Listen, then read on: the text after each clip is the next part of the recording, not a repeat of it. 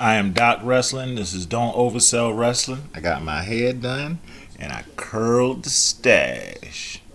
Somebody call Booker T, tell him I do it better.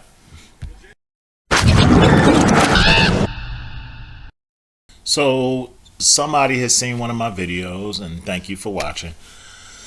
And they said, well, what if the New Age Outlaws didn't join DX?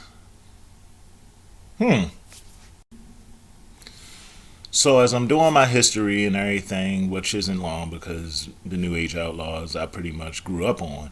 Well, I definitely did. But and DX.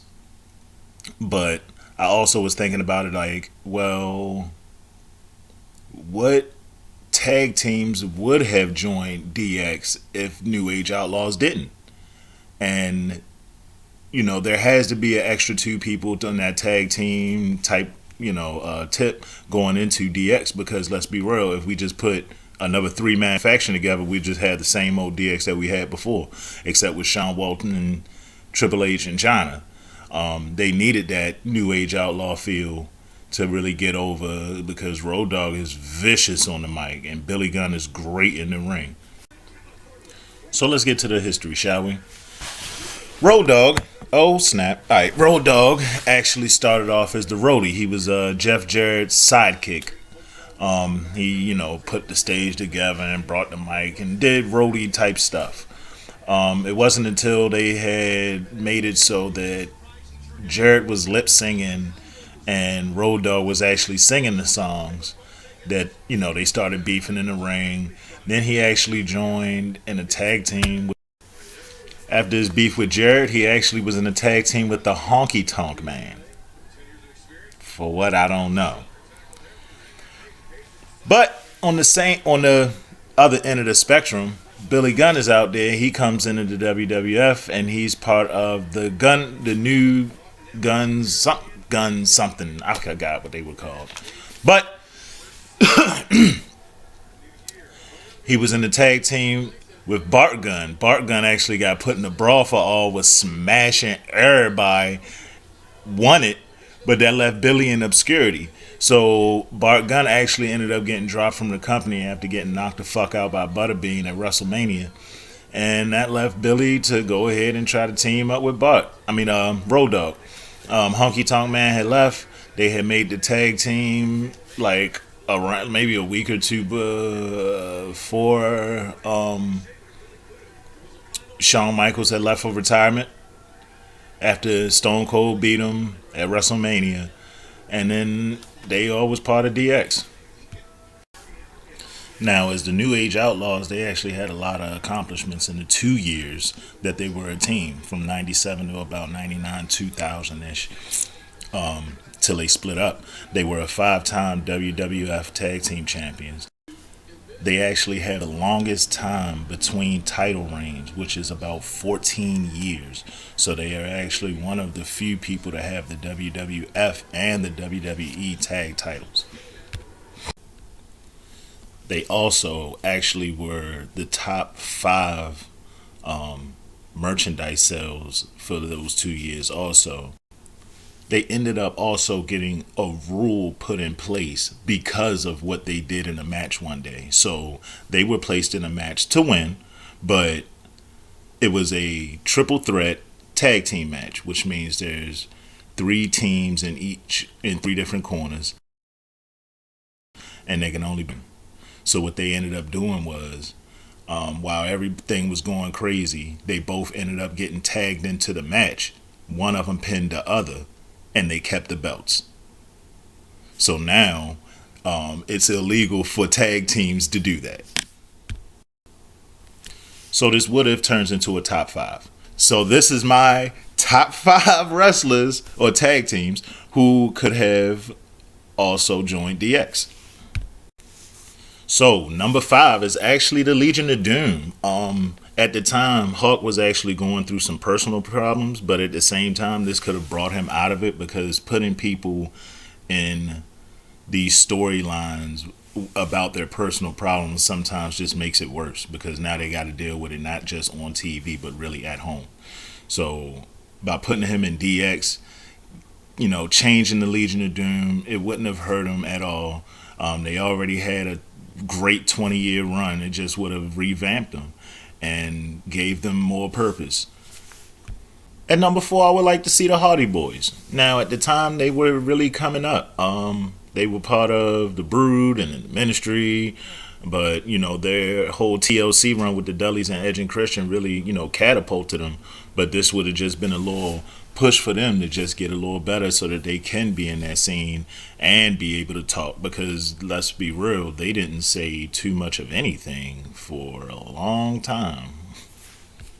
But being with Triple H and X-Pac, they would have been able to enhance those mic skills. So I'm going to have to go ahead and throw Edge and Christian in here. After finding out how fucking hilarious they are, like, they could have been doing that years ago. So putting them with DX would have been just them fitting right in like a glove, to be God honest with you. The silly antics, the jokes, the backstage and the antics and everything like that, and them already going in like the TLCs and everything, like I stated earlier. And no, I'm not about to put the Dudley Boys in here next, but yeah, it just would have fit. The Dudley Boys wouldn't have fit because Devon only said testify, and Bubba Ray had this stutter until Devon would hit him upside the head or something. So I'm gonna get a lot of slack about this. D'Lo Brown and Owen Hart. Now,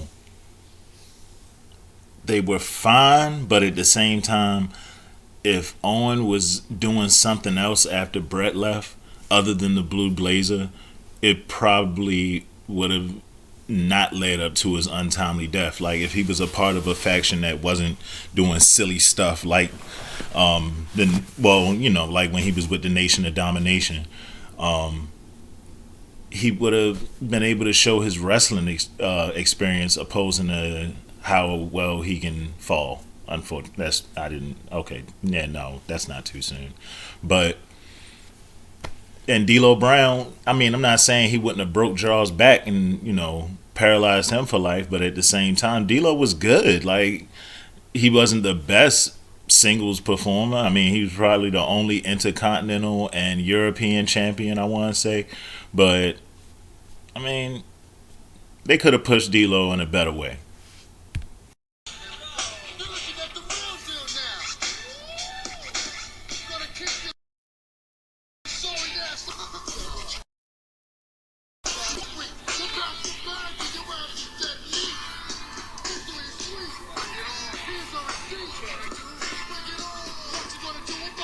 He looked like a dancing blackhead.